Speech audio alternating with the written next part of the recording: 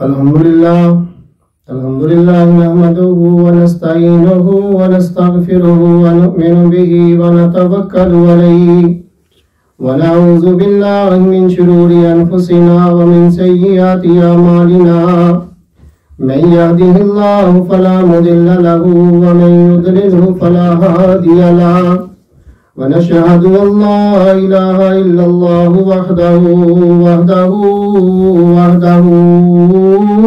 ला शरीका लहु व नशहदु अन्न सय्यदना व मौलाना मुहम्मदन अब्दुहु व रसूलुहु सरमदियुन अबदियुन अज़लियुन दानियुन दहरियुल्लाह अव्वल लहु व ला आखिर लहु ला मिस्ल लहु व ला मिसाल लहु ला नबिय्य बअदहु व ला रसूल बअदहु व खातमुन नबिय्यीन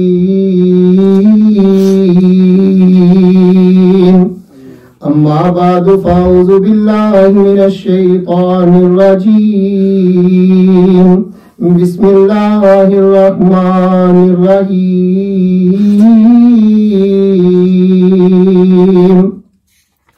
वलितुकमिलुल इद्दत वलितुकब्बिरुल्लाह अला मा हदाकुम वलअल्लकुम तशकुरून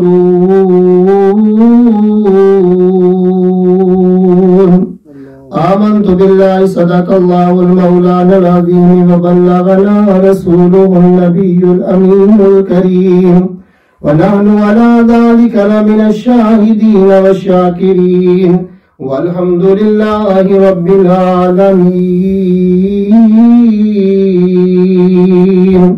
इन्नल्लाह व मलाइकतहु युसल्लूना अलन नबी या अय्युहल्लज़ीना आमनू सल्लु अलैहि व सल्लिमू तस्लीमा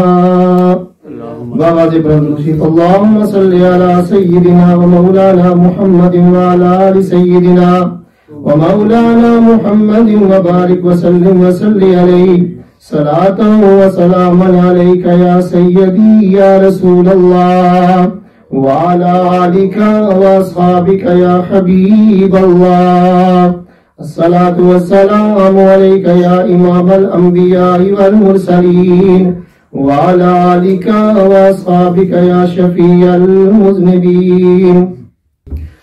मुअज़्ज़ज़ सामिन इकराम, नहायत वाजिबुल कदर वाजिबुल एहतराम बुजुर्गों अजीज दोस्तों, अस्सलामु अलैकुम व रहमतुल्लाहि व बरकातुहू।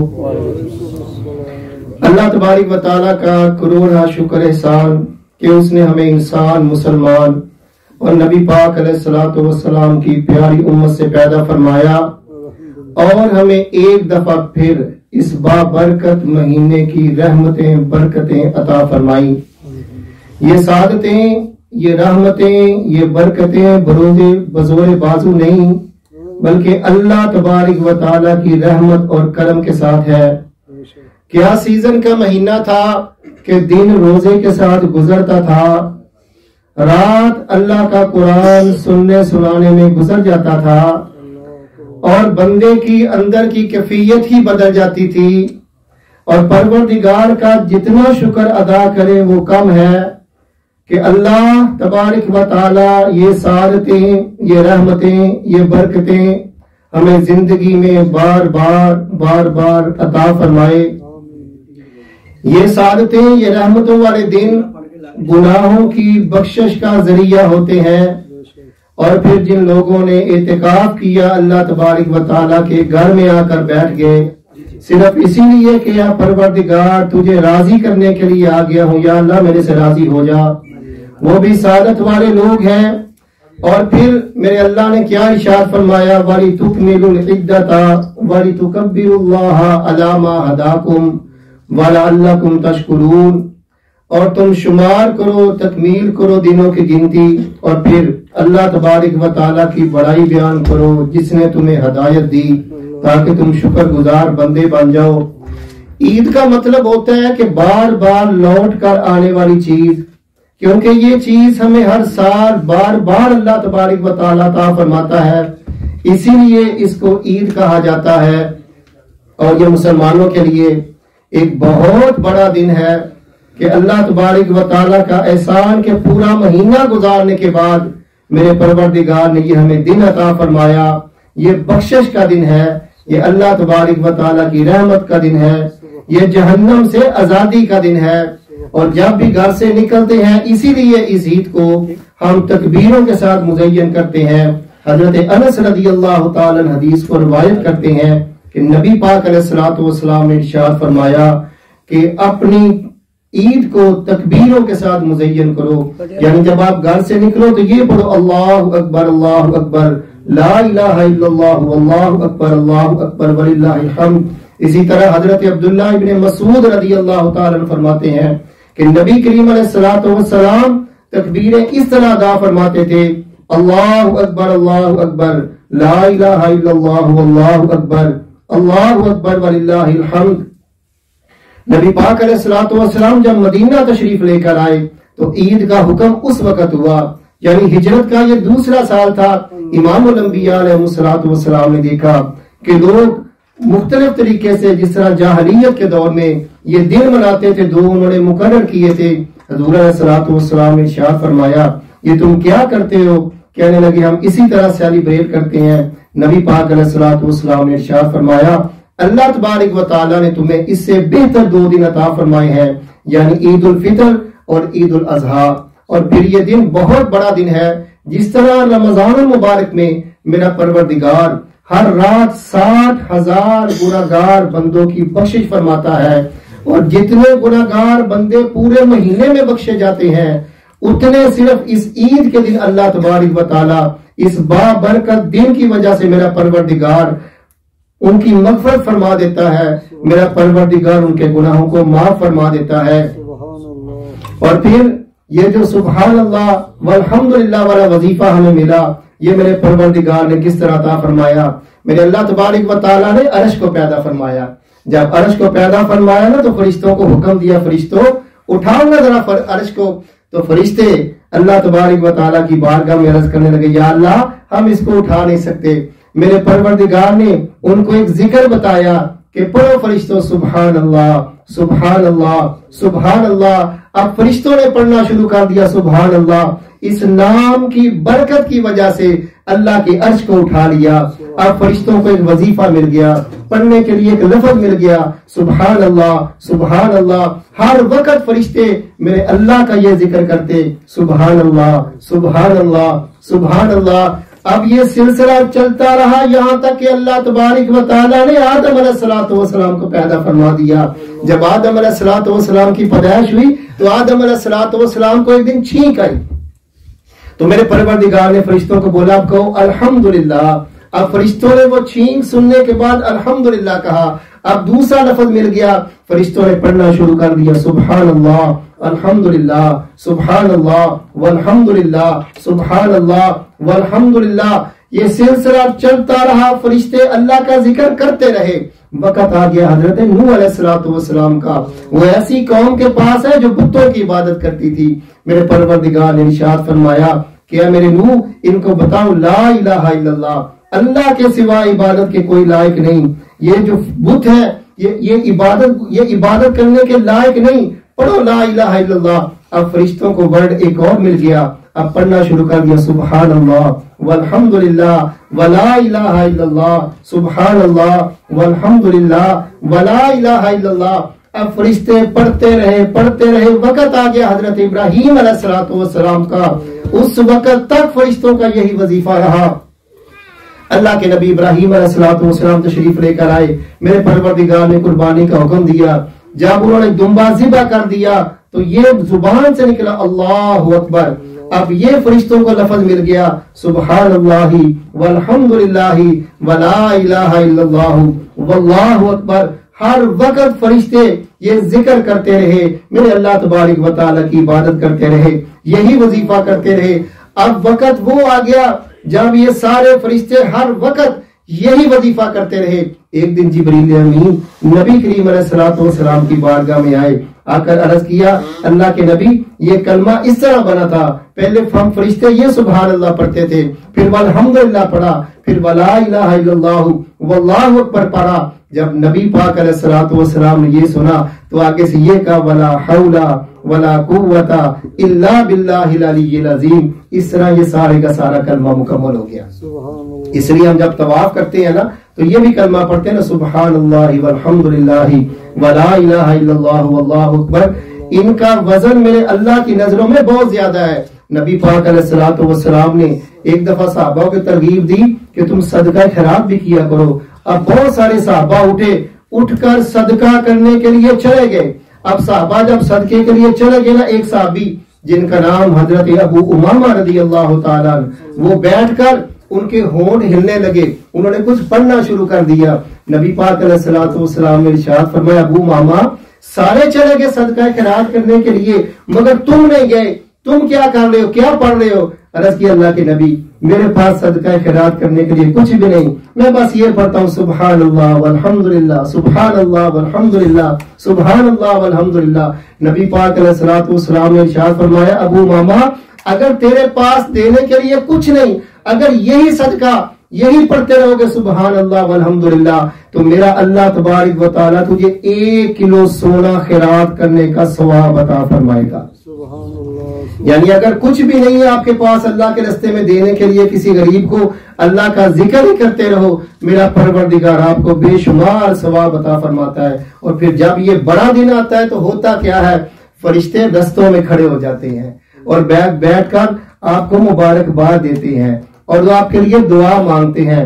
और मेरा अल्लाह तबारक व तआला पूछता है फरिश्तों से, फरिश्तों बताओ जो बंदा मजदूरी करता है उसके साथ क्या सलूक किया जाए? तो फरिश्ते अर्ज करते हैं, या अल्लाह उनको पूरा अजर दिया जाए। तो मेरा परवरदिगार फरमाता है, फिर गवाह हो जाओ, इन लोगों को हुक्म दिया जो भी उन्होंने पूरा किया, मैंने उनके गुनाह माफ फरमा दिए हैं। अब फरिश्ते कहते क्या है कि तुम्हें मुबारक हो, तुम्हें अल्लाह ने रात के कयाम का हुक्म दिया, तूने कयाम किया यानी तरावी की नमाज पढ़ी। मेरे अल्लाह ने तुम्हें रोजे का हुक्म दिया, तुमने रोजा रखा। मेरे परवरदिगार ने तुझे कयाम का हुक्म दिया, तुमने कयाम किया। सजदे का हुक्म दिया, तुमने सजदा किया। और इस तरह सारा महीना मेरे परवरदिगार ने तुम्हें दे दिया और तुमने इबादत की। आज हम गवाह हैं कि मेरे परवरदिगार ने आपके गुनाह माफ फरमा दिए। नबी पाक अलैहिस्सलातु वस्सलाम ने इरशाद फरमाया, जब बंदा सारा महीना रोजा रखता है, जब वो वापस जाता है ना तो बख्शा हुआ होता है।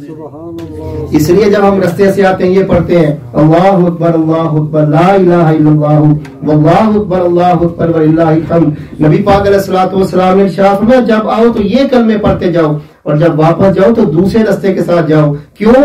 जिस रास्ते से चलकर मस्जिद में आए हो और फिर जिस रास्ते से चलकर घर में गए हो, ये दोनों रास्ते क़यामत के दिन तुम्हारे लिए गवाही देंगे। ये छोटी बात नहीं है एक मुसलमान के लिए। ईद वाला दिन बहुत बड़ा, हमने सोच लिया कि ईद वाला दिन है, अच्छे कपड़े पा ले, अच्छे वाला परफ्यूम लगा ले, गुची वाला जाकर रेस्टोरेंट में खाना खा ले, ईद होगी। नहीं नहीं, ऐसे नहीं। ये हमारे गुनाहों की बख्शिश का दिन है, ये बहुत बड़ा दिन है। जब भी आओ अल्लाह तबारक व तआला के घर में ये तस्बीह पढ़ते आओ, अल्लाहु अकबर ला इलाहा इल्लल्लाह वल्लाहु अकबर वलिल्लाहिल हम्द। अच्छा, शैतान भी फिर आजाद हो जाता है ना, फिर वो मीटिंग कॉल करता है, बुलाता है अपनी सारी टीम को। अब क्या करें?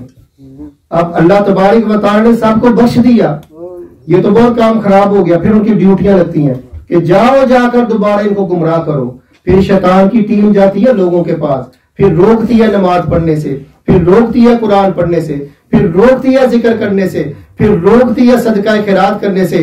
और फिर जो बंदे शैतान की सुन ले, फिर पूरा महीना तो जाया हो गया ना। लेकिन मुसलमान बंदे का ईमान भी तो मजबूत होता है ना। मेरे परवरदिगार ने जब पूरा महीना दे दिया तो फिर इस महीने की बरकत की वजह से मेरा अल्लाह हमें ये तौफीक अता फरमा देता है कि फिर हम शैतान को भी फिर हम डिफीट तो कर सकते हैं ना। और फिर दूसरी चीज ये कि ये जो हम फितराना देते हैं, ये कोशिश किया करें कि ईद की नमाज पढ़ने से पहले गरीब के घर पहुंच जाना चाहिए। क्योंकि ये जो फितराना है ना, ये सदका जो है, ये हमारा तो ये गुनाहों का कफारा है ना, छोटे छोटे गुनाहों का। हजूर फरमाते हैं ये मिस्कीनों की ईद होती है कि इस छोटी सी अमाउंट के साथ वो भी अच्छा खाना खा सकते हैं ईद वाले दिन। इसकी अहमियत बहुत ज्यादा होती है। और फिर कुरान जो हमने सारा महीने में पढ़ा और मेरे परवरदिगार ने हमें तौफीक अता फरमाई, इसकी बरकतें रहमतें आदमी महसूस करता है कि जब भी आप कुरान पढ़ते हैं मेरे अल्लाह की रहमत नाज़िल होती है। कुरान कहता है वनुनज़्ज़िलु मिनल कुरानी मा हुवा शिफा, ये शिफा भी है, रहमतुल लिल मोमिनीन, ये मोमिन के लिए कुरान रहमत भी है। ये इतनी ज्यादा मजबूत चीज है कि शैतान भी बिलीव करता है कि कुरान बहुत बड़ी चीज है। नबी पाक अलैहिस्सलाम ने एक दफा फितराने के दाने दिए, बहुत मशहूर हदीस है, हजरत अबू हुरैरा रज़ियल्लाहु ताला अन्हु हदीस को रवायत करते हैं, बुखारी में और मिशकात में हदीस है। हजूर ने फरमाया अबू हुरैरा ये दाने ले जाओ सदका फितर के, इनकी हिफाजत करना। अबू हुरैरा फरमाते हैं कि मैंने वो सैक लिया ना दानों का, तो मैं अपने घर में आ गया। अच्छा, जब रात का वक्त हुआ ना तो मैंने देखा कि एक चोर आया, उसने वो गंदम के दानों का वो थैला जो था वो सैक उठाया तो जाने लगा, तो मैंने उसको पकड़ लिया। मैंने कहा ये तूने क्यों उठाया? तो कहने लगा कि मेरे छोटे छोटे बच्चे थे, तो मैं आप मुझे माफ कर दें तो मैं दोबारा नहीं आऊंगा। उसने बड़ी मेहनत समाजत की। हजरत अबू हुरैरा फरमाते हैं कि मुझे तरस आ गया, मैंने उसको छोड़ दिया। मैं सुबह गया नबी पाक अलैहिस्सलाम की बारगाह में। हजूर ने फरमाया अबू हुरैरा वो रात चोर का क्या बना? कहते मैं इतना हैरान, मैं अपने घर में, अल्लाह के नबी अपने घर में, हजूर ने पहला सवाल यह किया वो चोर का क्या बना? तो मैंने अर्ज की अल्लाह के नबी, उसने बड़ी मिन्नत समाजत की, मैंने उस चोर को छोड़ दिया। हजूर फरमाते हैं अच्छा अबू हुरैरा अन करीब वो दोबारा आएगा। हजरत अबू हुरैरा फरमाते हैं कि मैंने नबी पाक अलैहिस्सलाम का फरमान तो सुन लिया था, मुझे यकीन था कि वो चोर दोबारा मेरे घर में आएगा। हजरत अबू हुरैरा फरमाते हैं कि जब दूसरी रात आई ना तो चोर फिर आ गया। मैंने उसको पकड़ लिया कि बच्चू आज तो नहीं छोड़ूंगा तुझे, आज तो नबी पाक अलैहिस्सलाम की बारगाह में आपको लेकर ही जाऊंगा। अच्छा, जब उसने ये बात सुनी ना तो उसने फिर दोबारा मिन्नतें समाजत करना शुरू कर दी। हजरत अबू हुरैरा फरमाते हैं कि मुझे तरस आ गया, साबित है ना दिल नरम था, मुझे तरस आ गया, मैंने छोड़ दिया। अब जब आका अलैहिस्सलाम की बारगाह में गया तो हुजूर ने फिर पूछा अबू हुरैरा वो चोर का क्या बना? तो मैंने अर्ज की अल्लाह के नबी, उसने बड़ी मिन्नतें समाजत की, मैंने छोड़ दिया उसको। हुजूर ने फरमाया अच्छा अबू हुरैरा अन करीब वो दोबारा आएगा। हजरत अबू हुरैरा फरमाते हैं कि मुझे यकीन था कि उसने आना दोबारा। कहते हैं कि जब तीसरा दिन आया तो वो चोर फिर दोबारा आ गया। मैंने उसको पकड़ लिया कि आज तो नहीं आपको छोड़ूंगा, आपको नबी पाक अलैहिस्सलाम की बारगाह में लेकर जाऊंगा। तो हजरत अबू हुरैरा फरमाते हैं उसने इतनी मिन्नतें समाजत की, इतनी मिन्नतें समाजत की, मैं मजबूर हो गया, मैंने उसको छोड़ दिया। अच्छा, जब मैंने उसको छोड़ा ना तो नबी पाक अलैहिस्सलाम की बारगाह में गया अगले दिन। हजूर ने पूछा कि बताओ अबू हुरैरा चोर का क्या बना? अर्ज की अल्लाह के नबी मैंने उसको छोड़ दिया, लेकिन जाते हुए वो बहुत बड़ी बात कह गया। हजूर ने फरमाया अच्छा क्या उसने बोला? हजरत अबू हुरैरा फरमाते हैं कि चोर कहने लगा अल्लाह के नबी, चोर ने यह कहा कि मैं तुझे एक ऐसा वजीफा बताता हूं कि तेरा माल कभी भी चोरी नहीं होगा, तू ऐसे किया कर रात को आयतल कुर्सी पढ़ के सो जाया कर, तेरा माल कभी भी चोरी नहीं होगा। तो मैं बड़ा हैरान हुआ कि इतना नेक चोर है, ये वजीफे भी बताता है, चोरियां भी करता है। नबी पाक अलैहिस्सलाम ने इरशाद फरमाया वो चोर नहीं था, वो शैतान था।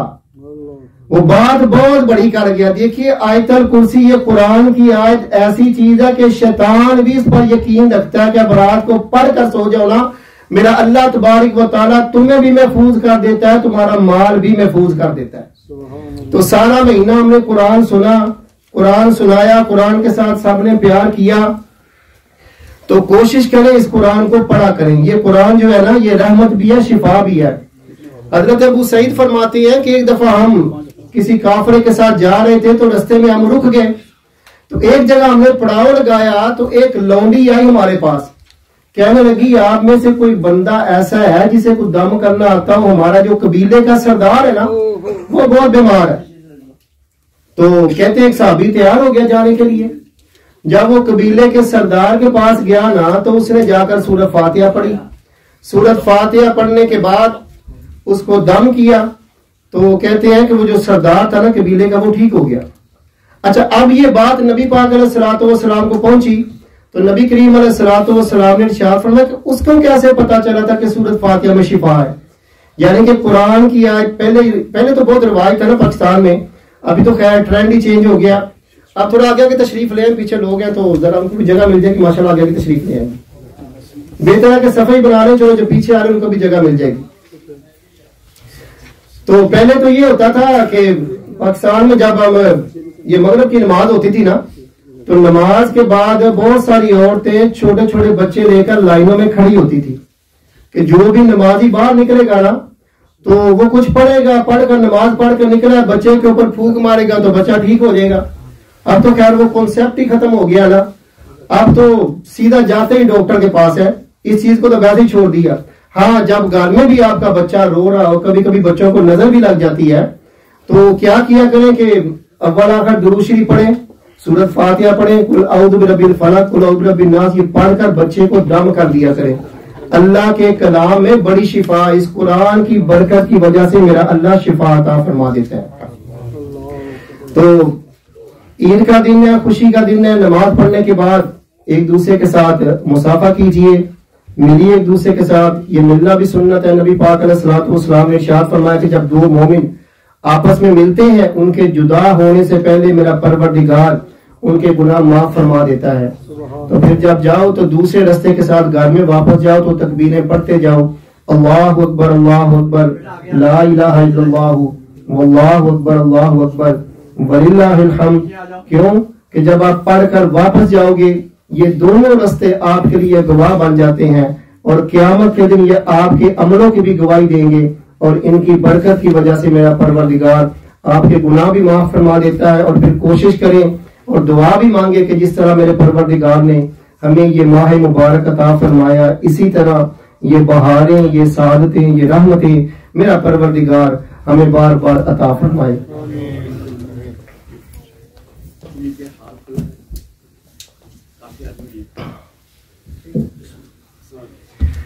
तो नमाज का तरीका आपको बता देता हूं, तो इंशाल्लाह टाइम तो होने वाला है। 2 रकात नमाज ईद उल फितर वाजिब 7-6 तकबीरों के पीछे इस इमाम के मुतरफ खाना काबा शरीफ, अल्लाहु अकबर। जब हाथ बांधेंगे ना, सुना पढ़ेंगे सुब्हानक अल्लाहुम्मा व बिहम्दिका व तबारक अस्मुका व तआला जद्दुका व ला इलाहा गैरुक। ये पढ़ने के बाद 3 तकबीरें कहेंगे, अल्लाहु अकबर, पहली के बाद हाथ छोड़ेंगे, अल्लाहु अकबर, हाथ छोड़ेंगे, तीसरी तकबीर कहने के बाद हाथ बांध लेंगे। फिर उसके बाद सूरह फातिहा पढ़ी जाएगी और उसके साथ किरत, रकात मुकम्मल होगी। दूसरी रकात किरत मुकम्मल होने के बाद रुकू जाने से पहले 3 तकबीरें कही जाएंगी, अल्लाहु अकबर, हाथ छोड़ेंगे, अल्लाहु अकबर, हाथ छोड़ देंगे, अल्लाहु अकबर, हाथ छोड़ देंगे। चौथी तकबीर कहकर रुकू में चले जाएंगे। और ये नमाज मुकम्मल होने के बाद उसके बाद फिर खुतबा होगा, खुतबे के बाद दुआ होगी और फिर एक दूसरे को ईद मुबारक कहें जी। एक दफा फिर तरीका सुनने की। 2 रकात नमाज ईद उल फितर वाजिब 7-6 तकबीरों के पीछे इस इमाम के मुतरफ खाना काबा शरीफ, अल्लाहु अकबर, सना पढ़ी जाएगी सुब्हानक अल्लाहुम्मा व बिहम्दिका व तबारक अस्मुका व तआला जद्दुका व ला इलाहा गैरुक। और उसके बाद 3 तकबीरें कहेंगे, अल्लाहु अकबर, हाथ छोड़ेंगे, अल्लाहु अकबर, हाथ छोड़ेंगे, अल्लाहु अकबर। तीसरी तकबीर कहने के बाद हाथ बांध लेंगे, सूरत फातिहा, उसके बाद किरत, रकात मुकम्मल होगी। दूसरी रकात में सूरत फातिहा, किरत के बाद रुकू जाने से पहले तकबीरें कहेंगे, अल्लाहु अकबर, 3 हाथ छोड़ने हैं, अल्लाहु अकबर, हाथ छोड़ देंगे, अल्लाहु अकबर, हाथ छोड़ देंगे। चौथी तकबीर जब कहेंगे तो फिर रुकू में, और इस तरह नमाज मुकम्मल होगी। उसके बाद खुतबा होगा, खुतबे के बाद दुआ होगी। सफे दुरुस्त फरमा लेंगे।